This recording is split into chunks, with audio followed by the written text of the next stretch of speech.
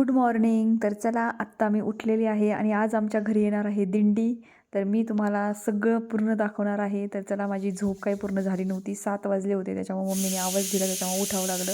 तर चला आता आपण फ्रेश हो, मस्त घरापुढे रांगोळी काढायची सकाळी, कारण लिंबू माझं खाण्यात जात नाही दिवसभर, कारण कशातच लिंबू खात नाही त्याच्यामुळे. आणि मम्मीने इकडं तुरीला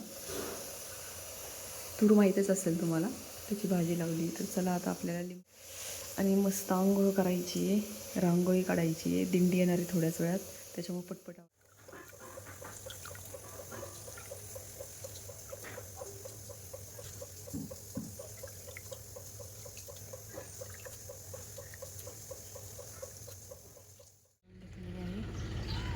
बघू शकता तुम्ही. मला काही इतकी खास रांगोळी येत नाही, पण ही बहिणींनी काढलेली आहे.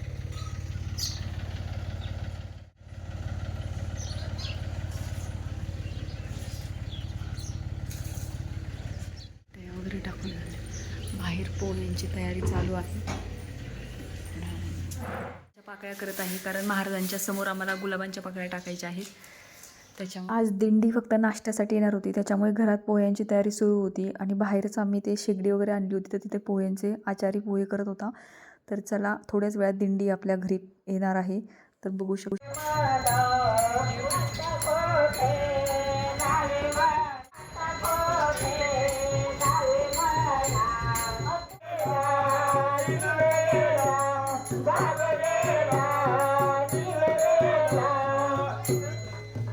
महाराजांसाठी हार वगैरे घेऊन आलो होतो. तर सगळ्यात पहिल्यांदा महाराजांचे पप्पांनी पाय धुवून घेतले आणि त्याच्यानंतर महाराजांच्या गळ्यात हार वगैरे घालायचा होता. हार सगळं आणलं होतं आम्ही. आणि हे आम्ही प्रत्येक वर्षी म्हणजे 6 महिन्यांनी आमच्याकडे दिंडी येतच असते.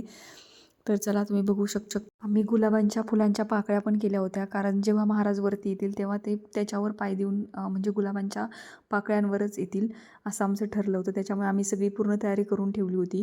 तर चला, आता आपल्या सगळ्यात पहिल्यांदा आपल्याला खालीच आरती करून घ्यायची आहे आणि त्याच्यानंतर सगळ्यांना नाश्ता पण सर्व करायचा होता.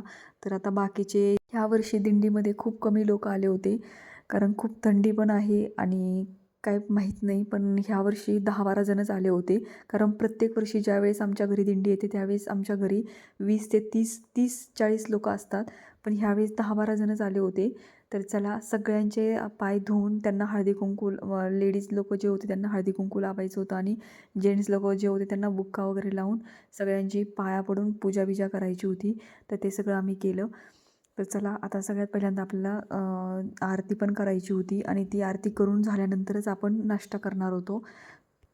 तर चला, मम्मीनी सगळ्यांना हळदी कुंकू लावून सगळ्यांची पूजा वगैरे केली. नंतर आम्ही पण सगळ्यांचं दर्शन घेतलं. तर बघू शकता तुम्ही ही दिंडी. बघू शकता, आम्ही सगळं फुलांनी सगळं सजवलं होतं, पण महाराज वरती आले नाही, कारण सगळ्यात पहिल्यांदा आरती करून घ्यायची होती, त्याच्यामुळे महाराज खालीच थांबले.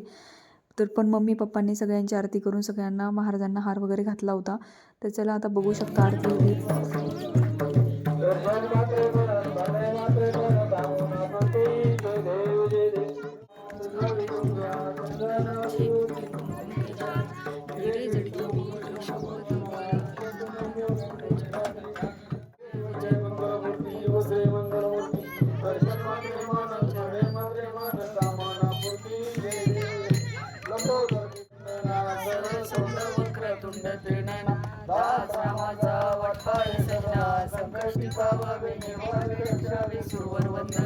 जय देव जय देव जय मंगलमूर्ती, दर्शन मात्रे मन छाणे मात्रे मन कामना पूर्ती. जय देव जय लंबोदरी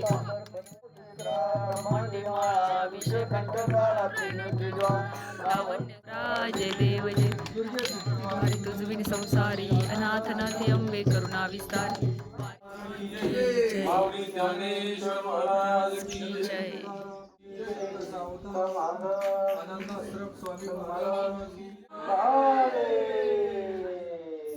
रेडी करून घरात आणले पण येत आहे. ही दिंडी ब्रह्मगिरी प्रदक्षिणा निवृत्तीनाथ यात्रा सोहळा यासाठी ही चाललेली आहे नाशिक येथे. तर चला, या सगळे नाश्ता करतात. गणपती बाप्पा